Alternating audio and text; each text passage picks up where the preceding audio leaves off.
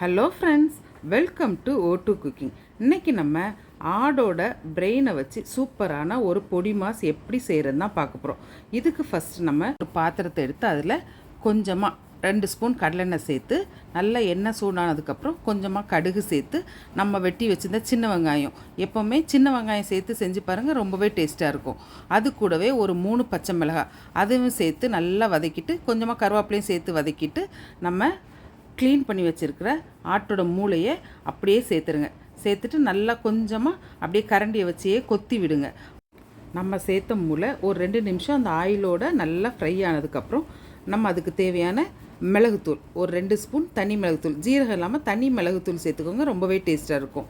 அதையும் நல்லா சேர்த்து மிக்ஸ் பண்ணி விட்டுட்டு வச்சுருந்த 2 முட்டையும் சேர்த்து அதோட நல்லா மிக்ஸ் பண்ணி நல்லா உதிரியாக வரும்போது எடுத்திங்கன்னா நம்மளோட மூளை பொடிமா சூப்பராக ரெடி ஆயிரும்.